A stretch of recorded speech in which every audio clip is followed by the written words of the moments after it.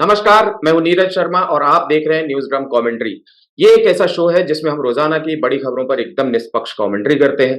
अगर आपको हमारी कमेंट्री अच्छी लगती है तो हमारे वीडियो को लाइक करें, चैनल को सब्सक्राइब करें और नोटिफिकेशन का बेल आइकन दबाना ना भूलें। आप हमें अपने सुझाव वीडियो के कमेंट बॉक्स में भी दे सकते हैं। इस कमेंट्री में हमारा साथ देते हैं हमारे वरिष्ठ सहयोगी, वरिष्ठ पत्रकार और जाने माने राजनीतिक विशेषज्ञ शेखर अय्यर जी। शेखर जी, बहुत बहुत स्वागत है आपका। सर, चुनाव खत्म हो गए, एग्जिट पोल भी आ गए, अब कुछ ही घंटों में मतगणना भी शुरू हो जाएगी। एग्जिट पोल के प्रेडिक्शंस के आधार पर आज हम कांग्रेस के हार की समीक्षा करेंगे। अब हमारे दर्शक और आप ये भी कह सकते हैं कि एक दिन रुक जाते भाई, लेकिन हम तो केवल कांग्रेस और उनके हितैषियों को ही फॉलो कर रहे हैं। उन्होंने हार की समीक्षा ऑलरेडी चालू कर दी है। एनडीटीवी के एक पूर्व पत्रकार अनिंदो चक्रवर्ती हैं, जो वहां सीनियर मैनेजिंग एडिटर हुआ करते थे एक जमाने में। उन्होंने आज इंडिया टुडे एक्सिस माई इंडिया के एक डेटा को कोट करते हुए लिखा कि फर्स्ट टाइम वोटर्स में इंडिया गठबंधन का वोट शेयर 14% बढ़ गया है और वो इसे एक उम्मीद की किरण के रूप में देख रहे हैं। फिर कांग्रेस के और भी हितैषी हैं जो उस डेटा पर काफी उछल रहे हैं। अब इन्हीं लोगों ने लगातार तीसरी बार मोदी सरकार की वापसी की भविष्यवाणी करने वाले सारे एग्जिट पोल को सिरे से खारिज कर दिया था। इनके नेता यानी कि कांग्रेस के पूर्व अध्यक्ष राहुल गांधी ने एग्जिट पोल को मोदी मीडिया फैंटेसी पोल कहा था।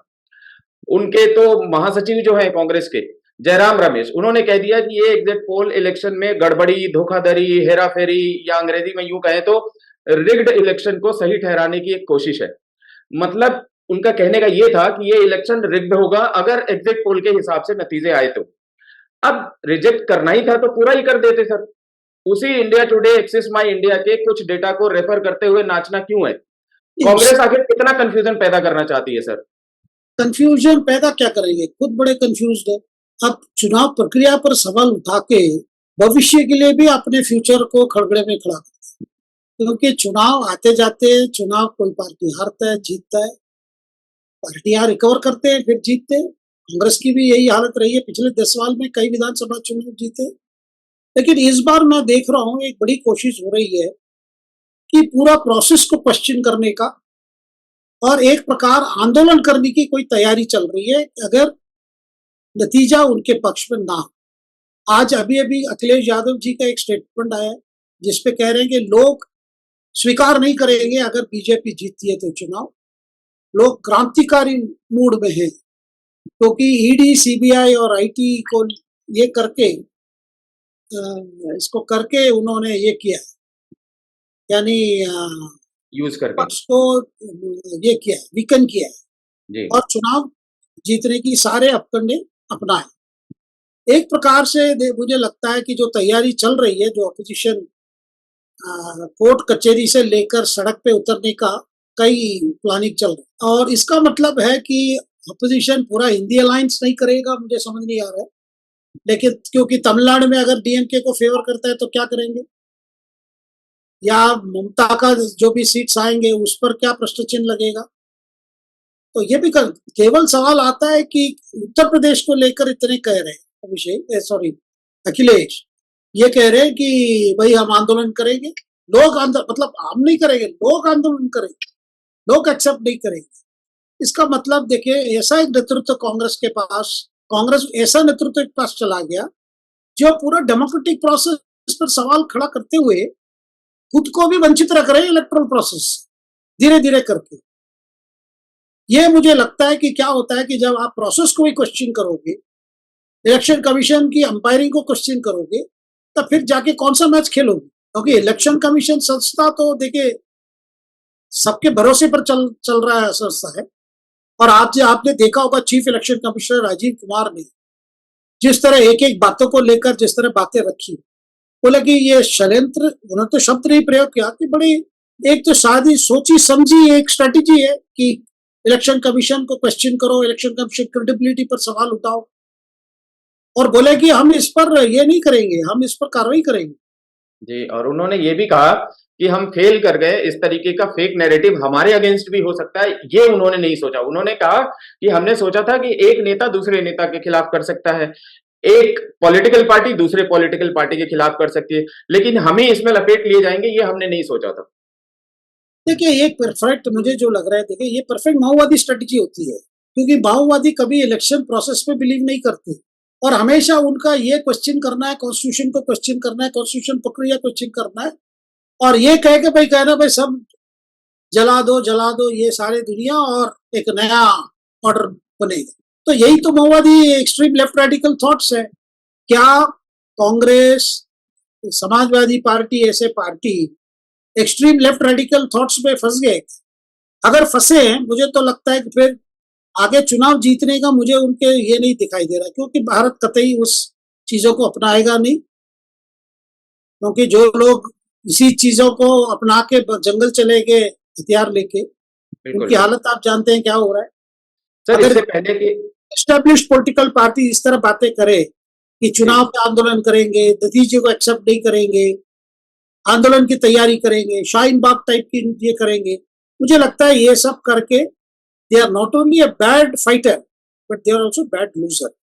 जी सर, मैं दर्शकों को बता दूं कि तकरीबन लास्ट फेज जिस दिन था 1 जून था, उसके एक हफ्ते पहले से ऐसी कवायद और ऐसी बातें सोसाइटी में चालू हो गई थी। दोनों धड़े एक दूसरे पे आरोप लगा रहे थे कि अगर अपोजिट पार्टी हारती है तो वो कुछ ना कुछ करके कंट्री में अनरेस्ट फैला सकती है।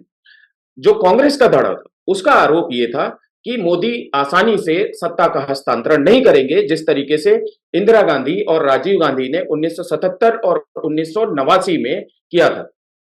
अब दूसरा पार्टी ये कह रहा था, दूसरा धड़ा ये कह रहा था कि किसी तरीके से करके कांग्रेस इस इलेक्शन रिजल्ट को मानने के लिए तैयार नहीं है और वो कुछ ना कुछ अनरेस्ट फैलाने की कोशिश करेंगे।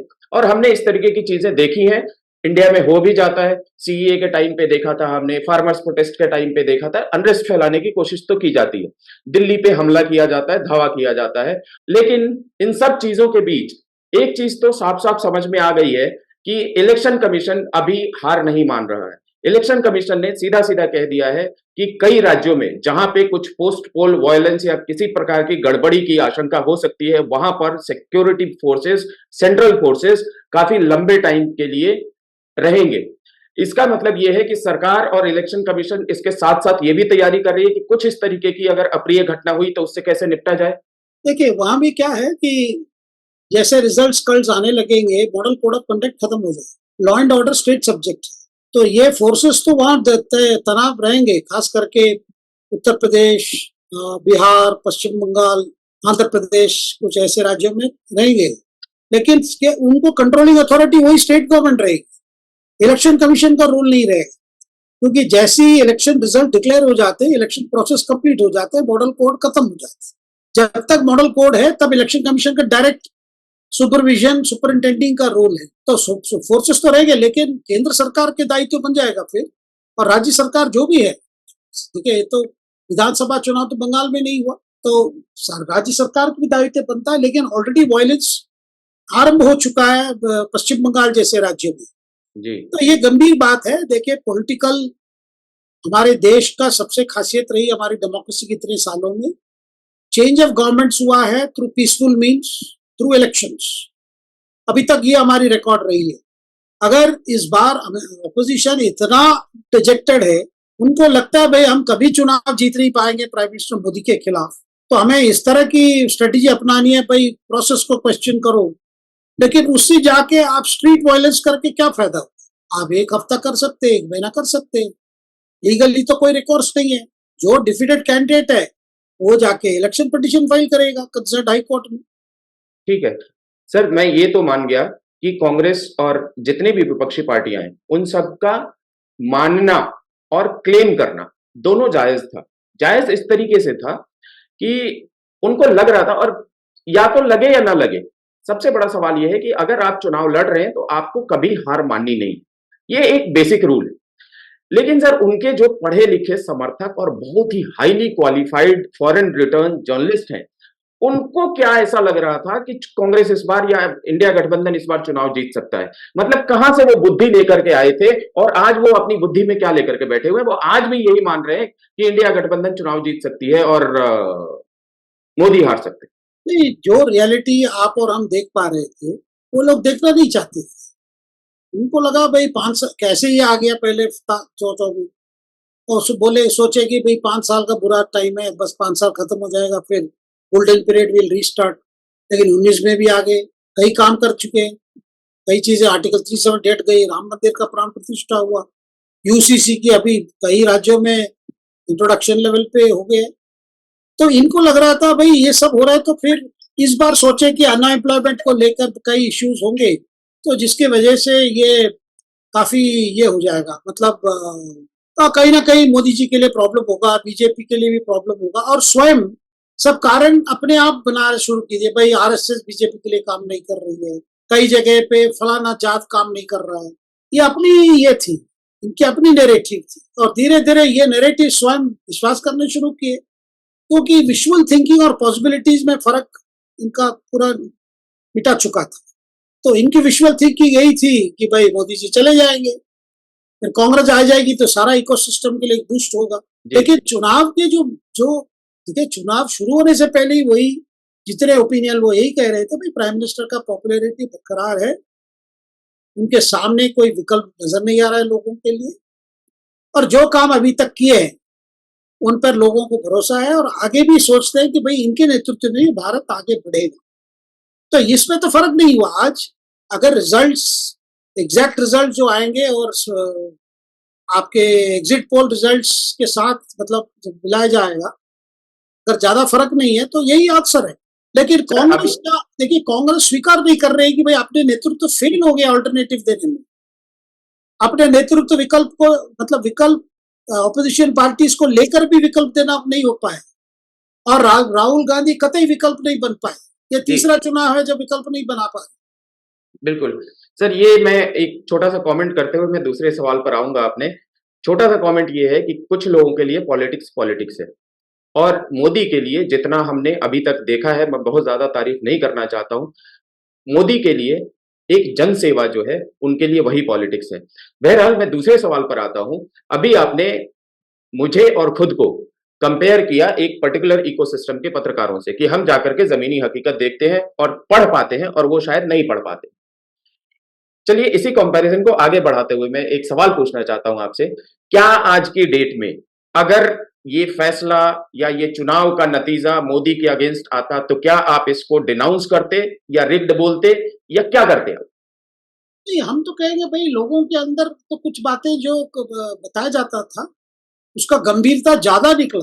लोकल इश्यूज, कई कैंडिडेट सिलेक्शन, कई नौकरी को लेकर अनएम्प्लॉयमेंट फैक्टर, किसान की समस्या, ये सारी चीजें ज्यादा ये हुए, ऑगमेंटेड हुए, और उसका नतीजा मतलब वो नेगेटिव गया, यही तो कहेंगे।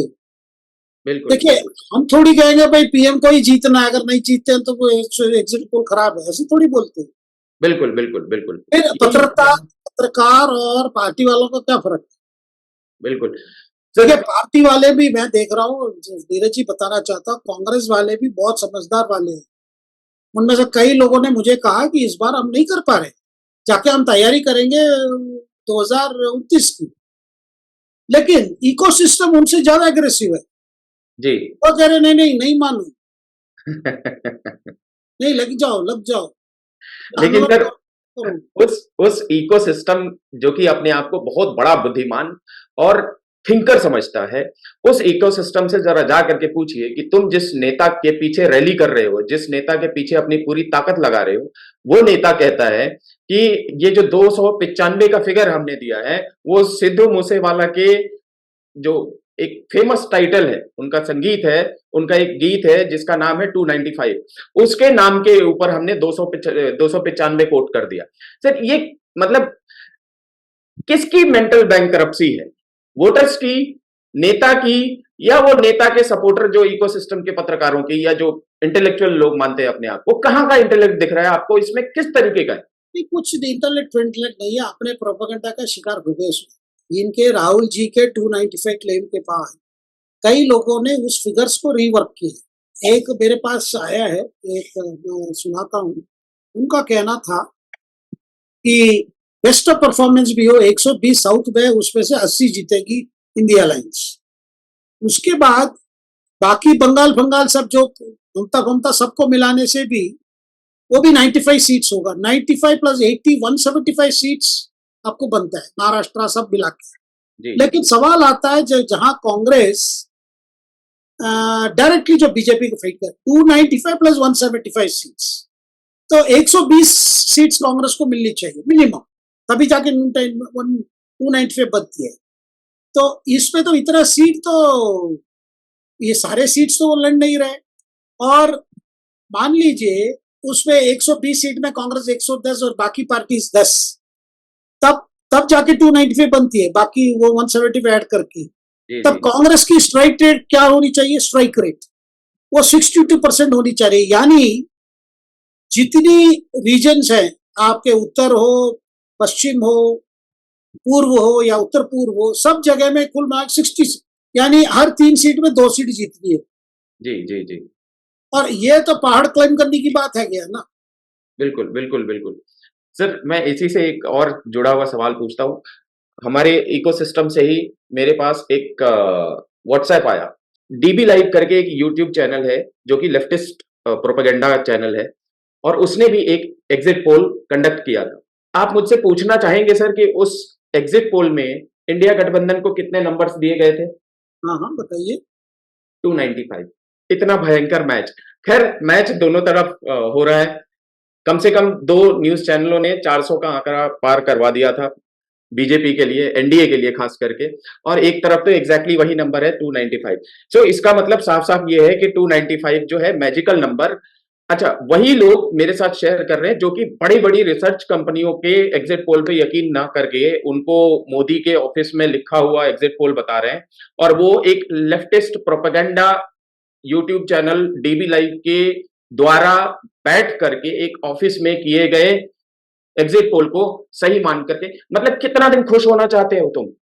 मैं ये पूछना चाहता हूं, एक दिन और। आप देखिए, कुछ लोग तस्वीर चढ़ाए हैं ट्विटर पे कि एआईसीसी ग्राउंड्स में, एआईसीसी के अंदर प्रिपरेशन हो रही है रिजल्ट की, जी टेंट लगाया जा रहा है सफेद कपड़े की।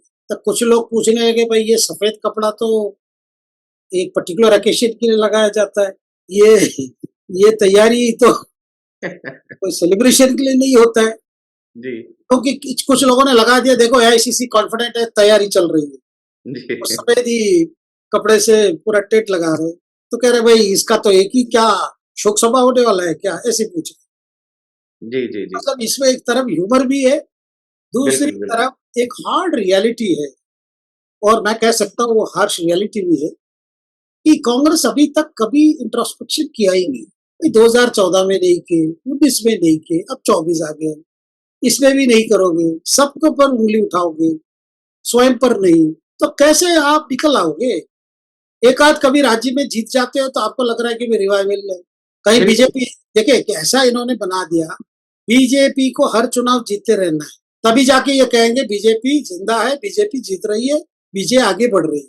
और इनके लिए एक चुनाव जीतना है, फिर उसके बाद वो शुरू कर देंगे बिल्कुल बिल्कुल कांग्रेस बिल्कुल की रिवाइवल हो रही है। लेकिन देखिए ये टेस्ट भी बीजेपी पास कर रही है ना।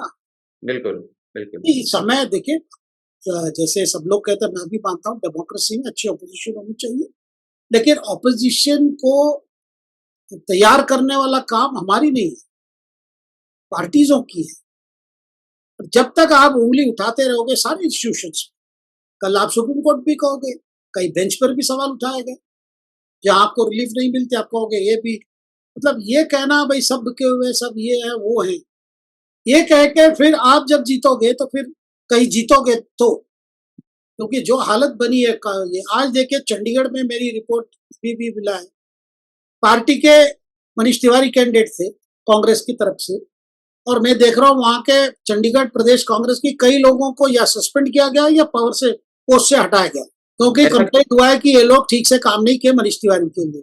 इसका मतलब मनीष तिवारी की हालत खराब है चंडीगढ़ में, तो संगठन के लोग आपके साथ काम नहीं किए, ऊपर से आपका अलायंस भी था चंडीगढ़ में मेरे ख्याल, जी जी जी तो ये हालत है। और दिल्ली में भी आप देख लीजिए ना, आप अलायंस बना रहे हो, अलायंस ग्राउंड पे काम नहीं कर रहा है, इकट्ठा मीटिंग में नहीं करते हो, एक रैली भी नहीं किया, बस आप बयान दे दिए कि हमारी वोटर्स वहां जाएंगे, वहां के वोटर्स यहाँ आएंगे, हम भी वहां जाएंगे। ये सब देखिए ऐसा नहीं होता है, आपको बड़ी क्लियर प्लान ऑफ एक्शन होनी चाहिए। ठीक है, आप भारत को समझ लिए 2 जोड़ो यात्रा में, लेकिन भारत को समझना और एक अच्छी कंस्ट्रक्टिव अपोजिशन पॉलिटिक्स करना वो अलग बात है। तो देखिए रियल इश्यूज पे कंस्ट्रक्टिव तरीके से करने से अभी तक राहुल जी अपने को पर्सना को एक पीएम के रूप में कर सकते थे। कभी पावर इज अ पॉइजन, कभी आप डायरेक्टली रूल नहीं करोगे, कभी खड़गे को बिठाओगे। तो चेहरा की भी प्रॉब्लम आई ना इस बार। भाई चेहरा कौन? नहीं, चेहरा हम तय कर लें। जी भाई हम, बिल्कुल सर। भाई पब्लिक तो जानना चाहती है। भाई एक तरफ मोदी जी है, आप उनको समर्थन करो ना करो, उनकी पूरी पॉलिसी एग्री करो ना करो, but he appears as a very able leader on one side. फिर आप यहाँ क्या कर रहे हो? जी जी जी जी। सर हम वापस आते हैं इलेक्शन की रैगिंग पे। कल मैंने एक स्टोरी लिखी थी जिसमें मैंने ये कंटेम्पलेट किया था कि कांग्रेस जिस तरीके से दावा कर रही है या जिस तरीके के स्टेटमेंट दे रही है, उससे ये लग रहा है कि कांग्रेस ने ऑलरेडी मान लिया है कि इलेक्शन के जो रिजल्ट्स होंगे, चुनाव परिणाम, वो रिग्ड होंगे। लेकिन उसके साथ साथ एकदम कहते हैं कि 295 सीटें हमें मिल जाएंगी, फाइनल का रिजल्ट देखना। आज सोनिया गांधी ने भी स्टेटमेंट दिया कि उनको पूरी उम्मीद है कि फैसले एकदम पलट जाएंगे फाइनल रिजल्ट में। इसका मतलब कि चुनाव अभी तक रिग्ड नहीं है ना सर? तो रिजल्ट देखने के बाद बोलेंगे। तो मैं वही कह रहा हूं कि अभी तक रिग्ड नहीं है, रिजल्ट देखने के बाद रिग्ड हो जाएगा।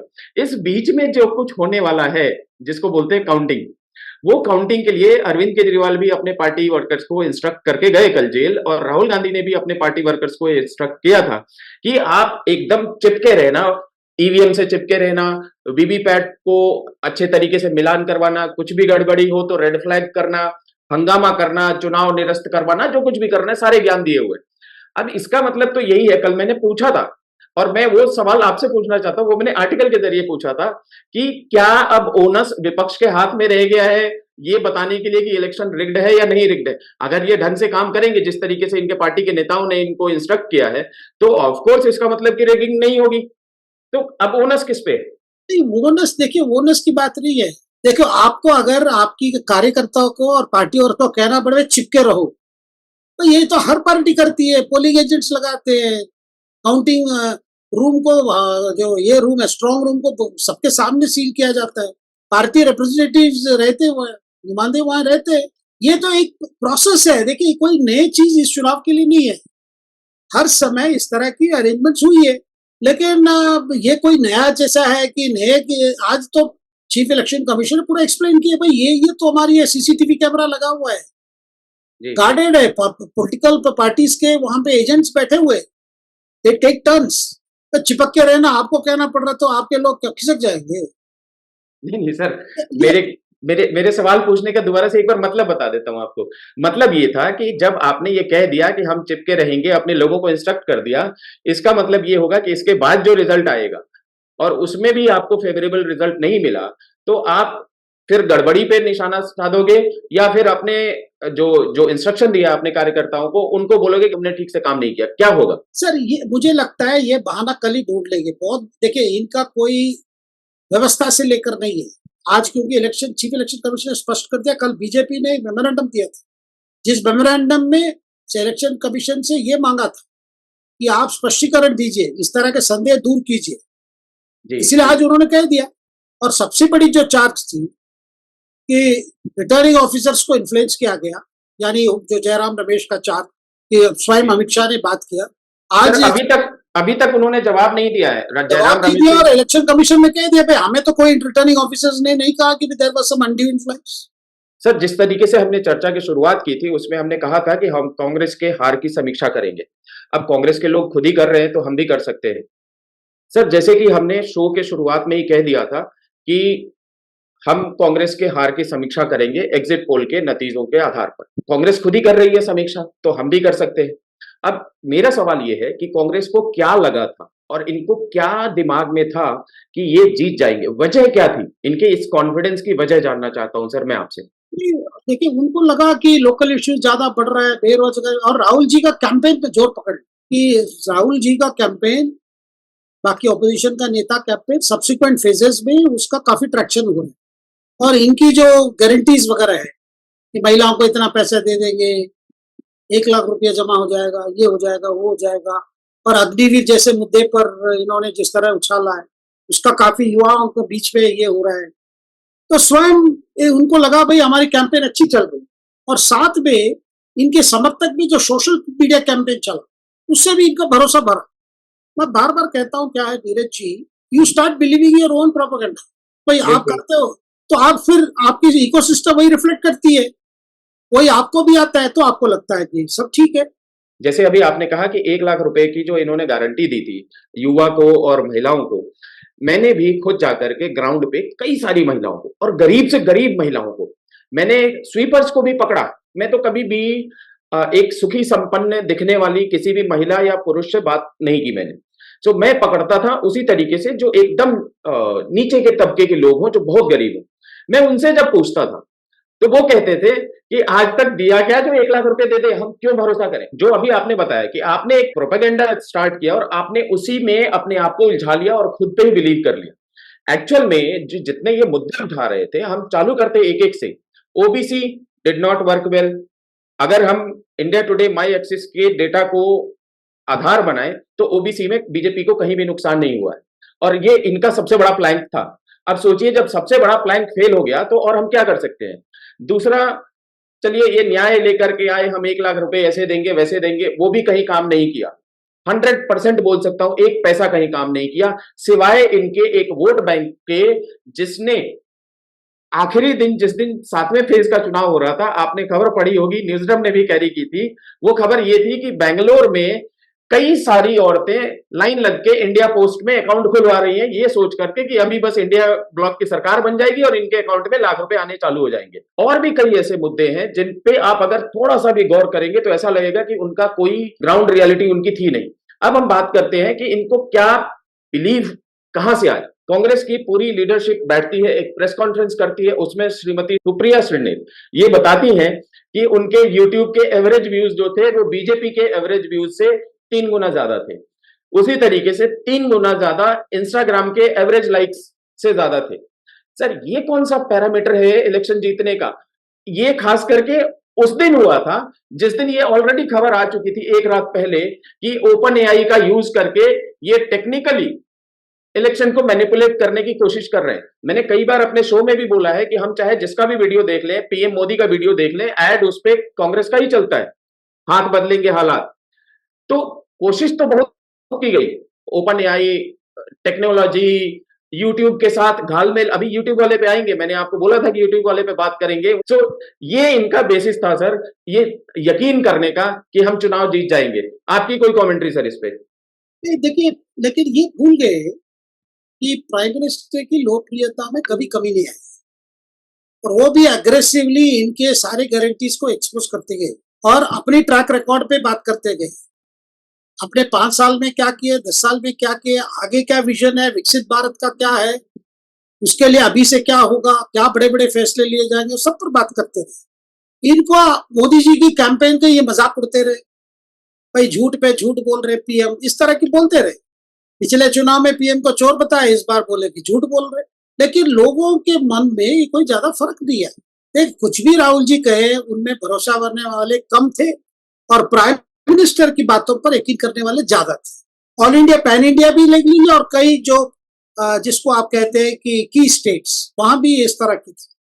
उत्तर प्रदेश में जाके आपको जो जॉइंट कैंपेन भी 4th-5th फेज से ही शुरू हुआ, फिर जाके पूर्वांचल कई इलाके में कई हुआ और इसको इन्होंने रीड कर लिया, भाई मोदी जी डाउन है। भाई देखिए, एक तरफ एक पार्टी है जिसने कोई प्रिपरेशन कभी नहीं की, जब जाके चुनाव में यात्रा फात्रा करते रहे, लास्ट में जाके किए, कैंडिडेट ठीक नहीं मिला, कई कैंडिडेट दे नहीं पाए, गठबंधन से तालमेल में कई दिक्कतें आई, उसमें भी कैंडिडेट ठीक नहीं हुआ।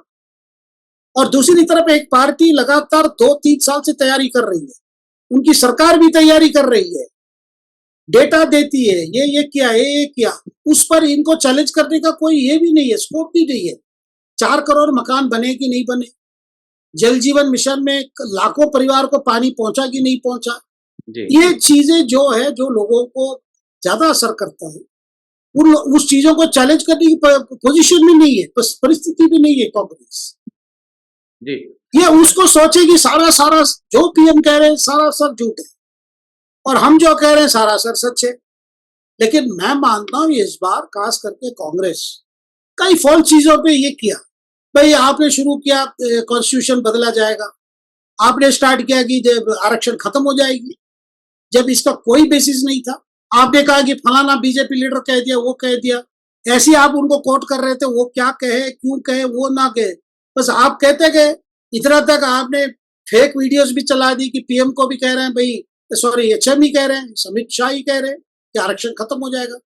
इस तरह फैला फैला के क्या लाभ है? बिल्कुल यही तो कह रहा हूं सर मैं कि मैं ग्राउंड पे गया, मैंने लोगों से ये भी पूछने की कोशिश की कि जो नैरेटिव कॉन्स्टिट्यूशन के अराउंड या रिजर्वेशन के अराउंड चल रहा है, क्या आपको कुछ पता है उसके बारे में, आप उस पर यकीन करते हैं? सबसे पहले तो कई लोग जानते नहीं थे, खास करके गांव और दूर दराज के इलाकों में। दूसरे जो लोग जानते भी थे वो सोचते थे और उन्होंने बोला कि ये पूरा का पूरा एक तरीके से प्रोपेगेंडा है उनके हिसाब से। अब आपके जो भी उठाए हुए मुद्दे हैं वो ग्राउंड तक नहीं पहुंच रहे हैं या ग्राउंड के लोगों को कन्विंस नहीं कर पा रहे हैं, तो आप खुद कन्विंस्ड हैं कि मैंने उठा दिया, अब मैं चुनाव जीत गया। ये तो वही बात हुई सर कि मैंने ऐलान कर दिया कि मैं अगला चुनाव जीतने वाला हूं और मैं मान गया कि मैं जीतने वाला हूं और दुनिया को यकीन भी दिलवा दिया और यूट्यूब के साथ मैनिपुलेशन करके और ये भी सोच लिया कि मैं बस मेरे वीडियो व्यूज ज्यादा हो गए, मैंने पीएम का दबवा दिया, राइट विंगर्स जितने भी यूट्यूब चैनल है सबका दबवा दिया, लेफ्ट विंगर्स का उठवा दिया और अब चुनाव जीतने से कोई नहीं रोक सकता।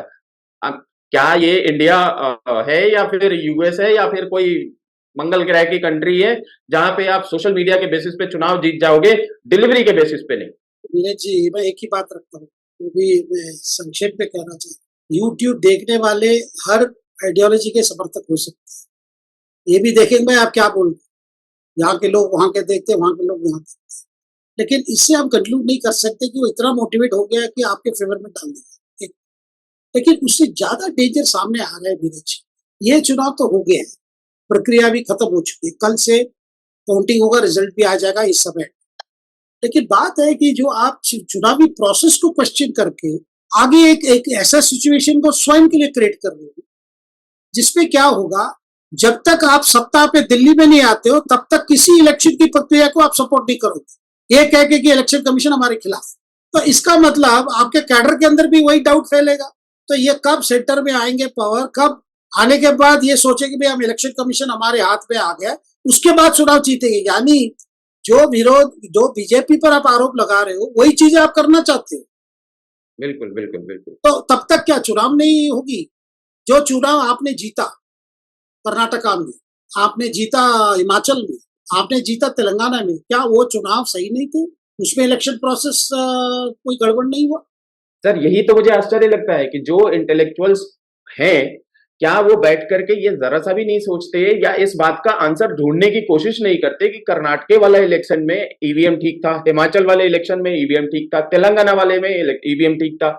ईवीएम तो छोड़िए, बाकी सारे प्रोसेस भी ड्यू प्रोसेस फॉलो किए गए, वो भी तब जबकि वहां पे कांग्रेस की सरकार नहीं थी। ऑलरेडी हिमाचल में भी बीजेपी की सरकार थी, कर्नाटका में बीजेपी की सरकार थी और तेलंगाना में बीआरएस की सरकार थी। ये विपक्ष से सत्ता पक्ष में आ गए और किसी सत्ता पक्ष ने गड़बड़ी करने की कोशिश नहीं की। कौन सा, सर मैं यही कह रहा हूं, इसको इंटेलेक्चुअल मेंटल बैंकरप्सी बोलेंगे, क्या बोलेंगे इसको? नहीं, ये कांग्रेस पार्टी से पहले इनकी इकोसिस्टम बैलेंस हो चुकी है। वही मैं कह रहा हूं कि उससे ज्यादा इम्बैलेंस मैं देख रहा हूँ कई ग्रुप्स में भी, मुझे भी आता है ये सब, मैं देखता हूँ पूरा का पूरा उनको नहीं लगता एक जो चुनाव इस बार कहीं भी ठीक नहीं हुआ और कैसे हो सकता है, इसी आर्गुमेंट में चल रहा है। बिल्कुल चुनाव इस समय कैसे हो सकता है, और साथ साथ ये भी कह रहे हैं इकोसिस्टम, अब बीजे और 5 साल मोदी जी को झेलना है तो क्या होगा, तब तो कब मर जाएंगे, क्योंकि कई लोग 70, 75, 80 साल के बुजुर्ग पत्रकार हैं, कांग्रेस के हाई डेज में कवर किए, part of the ruling system थे, वो आजकल कह रहे हैं भाई हम कभी क्या होगा। मैं तो कहूंगा ऐसे इंटेलेक्चुअल्स को अपने इंटेलेक्ट को छोड़िए, अपने हेल्थ की ध्यान दीजिए, क्योंकि कल ऐसा ना हो कि कुछ कई लोगों को आईसीयू ले जाएगा। बिल्कुल बिल्कुल। क्योंकि चुनाव देखिए, वाजपेयी जी का एक कोट हमेशा है, सरकारें बनते बिगड़ती, चुनाव होते रहते हैं, लेकिन हमारी जो पॉजिटिव हमारे लिए जो विरासत में जो मिली है, एक रोबोस्ट डेमोक्रेटिक सिस्टम है जिसमें जुडिशियरी, हमारी पार्लियामेंट, हमारी पॉलिटिकल सिस्टम, हमारी इलेक्शन कमीशन सारे, देखिए कहीं ना कहीं कुछ कमजोर चीजें सामने आती है तो रेक्टिफाई हो जाता है। मान लीजिए कहीं बूथ कैप्चर हो गया, कहीं एक बार देखे 7 बार ईवीएम हो रहा है, लेकिन इस तरह भयंकर बातें कहना, भाई 150 लोगों को एचएम ने फोन किया, एचएम कभी भी किसी नॉर्मल टाइम में भी कोई डिस्ट्रिक्ट कलेक्टर से बात नहीं करेंगे। बिल्कुल सिस्टम नहीं है, लॉ एंड ऑर्डर स्टेट का है। अगर बात करते हैं, क्या कोई भी डिस्ट्रिक्ट कलेक्टर कोई ऑपोजिशन रूल में टेप करके बाहर नहीं भेजेगा? अगर कोशिश हुई है मतलब क्या एलिगेशन, वाइल्ड एलिगेशन, भाई अपने ग्रुप को ही सेटिस्फाई करने के लिए मुझे लगता है अपनी एलिबी बना रहे हैं। सर मैं तो आपको इलेक्शन के पहले से, इलेक्शन के अनाउंसमेंट के पहले से ये कहते आ रहा हूं कि इन्होंने जितनी भी अपनी बातें कही हैं, वो बातें केवल अपने एक लोगों को, जो इनका कोर वोटर है, जो इनके हार्डकोर लोग हैं, उन्हीं को खुश करने के लिए बनाई है और उन्हीं के मन को पढ़ करके, और मतलब समझ लीजिए कि सब एक ही घर में सब कुछ हो रहा था, वैसा ही सीन है। सर यूट्यूब पे आता हूँ, यूट्यूब पे हम 2-3 बार बोल चुके हैं कि हम इस पे बात करेंगे। यूट्यूब से खबर आई है कि वहां पे तकरीबन 17 लोग ऐसे पकड़े गए हैं जिन्होंने राइट विंगर्स के डेटा को सप्रेस करके और Congress I mean left wingers के डेटा को और लेफ्ट विंगर्स के व्यूज को ज्यादा बढ़ाने की कोशिश की है। और ये जो एक सिनिस्टर अटेम्प्ट था वो यूट्यूब में काफी टाइम से चल रहा था। सुनने में आया है कि अजित डोभाल इसमें खुद से इन्वॉल्व हो चुके हैं और बात यहाँ पे मोदी को नीचा दिखाने की और मोदी को दबाने की थी और मोदी के आइडियोलॉजी को खत्म करने की थी। जो भी मोदी के सपोर्ट में कुछ भी बोलता था उसका डेटा सप्रेस कर दिया जाता था या उसको डिमोनेटाइज कर दिया जाता था। ये अभी मैंने थोड़ी देर पहले आपको ओपन एआई के बारे में भी बताया कि ओपन एआई से किस तरीके से इंडियन इलेक्शन को इन्फ्लुएंस करने की कोशिश की गई। ये सब कुछ आपको क्या दिखाता है, किस दिशा में जा रहे हैं हम, और ऐसा पाप करके क्या हासिल किया अपोजिशन ने या इंडिया अलायंस ने, अगर ये आरोप सही है तो।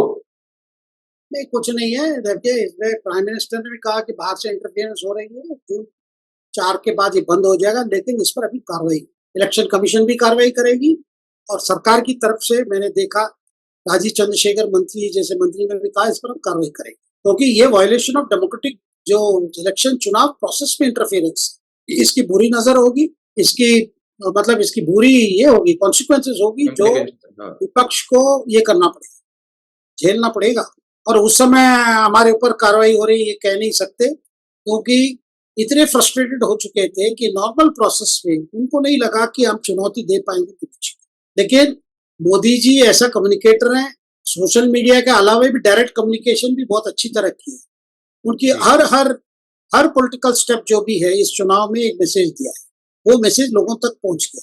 देखिए, आप कभी रिप्लिकेट नहीं कर सकते एक नेता की ईमानदारी की तौर पे जो भी बातें वो रख रहे हैं, और इस तरह से चीजें जब तक कंप्यूटर में चलता है चलता रहेगा। लेकिन सोशल मीडिया, कितने वोटर्स है सोशल मीडिया से, ठीक है काफी तो लोग इन्फ्लुएंस हुए हैं, मैं मना नहीं कर रहा हूँ, लेकिन इस तरह आप सब करेंगे तो you are walking into a trap. अपने खुद एक जो गड्ढा आप खोद रहे हैं, आप खुद गिरेंगे। इसका देखिए, इसकी क्रिमिनल एक्शन होंगे। मुझे नहीं लगता ये सरकार इस चीजों को छोड़ेगी। जहां कोई वायलेशन हुआ है कानून का, उस पर कार्रवाई निश्चय होगी। और नीरज जी, आप आने वाले 1-2 समय जैसे सरकार सेटल होकर बाकी कार्यक्रम शुरू, ये सारी चीजों पे भी इन्वेस्टिगेशन होगा और कोई अगर इसमें इन्वॉल्व पाया जाए तो कार्रवाई होगी। आज इलेक्शन कमीशन ने भी कह दिया, भाई हमारी छवि, हमारी विश्वसनीयता को लेकर इस तरह की आप फॉल्स ये करेंगे, वो तो फिर कानून उस पर तो कार्रवाई करेगी। पत्रकार छूटेंगे सर इससे, या पत्रकार भी लिए जाएंगे लपेटे में? देखिए, पत्रकार, देखिए एक होता है आप किसी पार्टी के समर्थक की बोल रहे हो, वो अलग बात है, लेकिन टेक्नोलॉजी को यूज करके आप इंटरफेरेंस पे काम किए तो पत्रकारिता जुड़ा हुआ नहीं है ना। अगर फेक वीडियो कर रहे हो जी, इसका मतलब कि पत्रकार बच जाएंगे क्योंकि पत्रकारों ने डायरेक्ट टेक्नोलॉजी का इंटरफेरेंस नहीं किया है। क्या है, साथ में पत्रकार एक, नहीं होगा कार्रवाई। बिल्कुल, एक रैपिड फायर क्वेश्चन सर, और उस क्वेश्चन का मोटिव ये है बताने का कि किस तरीके के जर्नलिस्ट ने क्या रिएक्शन करना है। अब मान लीजिए कि अभी तक वो प्रोपेगेंडा में शामिल रहे, कल के बाद उनकी जो दशा दिशा और उनका जो रुख है वो किस तरीके से बदल जाएगा। मैं चालू करता हूं, मैं एक एक जर्नलिस्ट का नाम लूंगा, आप चाहें तो या तो इंडिविजुअल पे कर दें या फिर आप कंबाइनली सारे इकोसिस्टम की बात कर लें। राजदीप सरदेसाई किस तरीके से अपना रुख चेंज करेंगे? नहीं, वही स्वयं बोल दिया, ये इनकी आखिरी इलेक्शन कवर कर रहे। जी, करण थापर सर? करण थापर जब तक कोई प्लेटफॉर्म मिलता है तो करते रहेंगे, लेकिन डिमिनिशिंग रिटर्न्स वो भी देख रहे हैं। जी, ध्रुव राठी? देखिए, ध्रुव राठी कौन है, कहाँ से ऑपरेट करते हैं, इसके ये चुनाव परिणाम के बाद तो इंडिया आने को भी डरेंगे ना।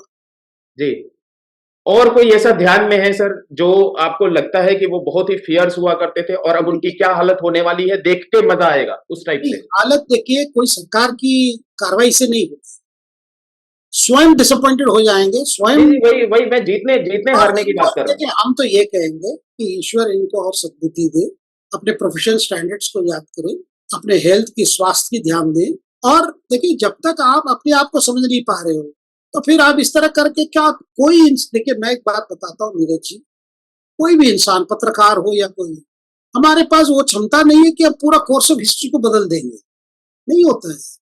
हम क्रॉनिकलर्स हैं। देखो हम रिकॉर्ड कर सकते हैं, हमारी विचार हो सकती है, हमारी इच्छा हो सकती है, वो अलग है।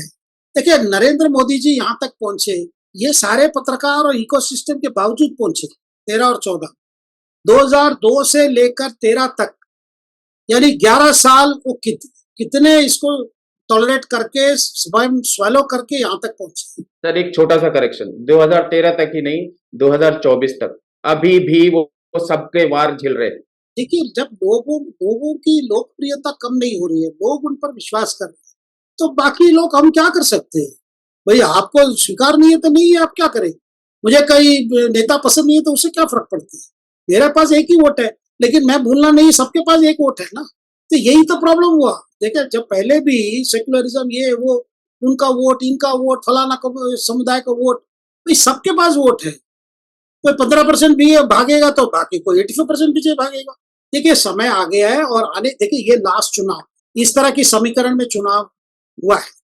आगे वाले चुनाव 2029 चुनाव अलग प्रकार से, सीटें बढ़ जाएंगे, महिला आरक्षण होगा, कई चीजें होंगी, कई मुद्दे आएंगे, जिसमें आज की बातें, आज की जो मैनिपुलेटिव टेंडेंसीज को लेकर जो हमने इतना जिक्र किया, वो चीजें हो भी नहीं पाएंगे, क्योंकि जितने प्लेटफॉर्म्स हैं, जैसे एआई, चैट जीपी ने किया, बाकी प्लेटफॉर्म अपने प्लेटफॉर्म की क्रेडिबिलिटी को बचाने के लिए वो भी कार्रवाई करेंगे। बिल्कुल क्योंकि बिल्कुल। अभी भी राजीव चंद्रशेखर मंत्री ने क्या कहा, भाई अभी आप मई में बता रहे हो, लेकिन वो तो पहले से ही करते आ रहे हैं।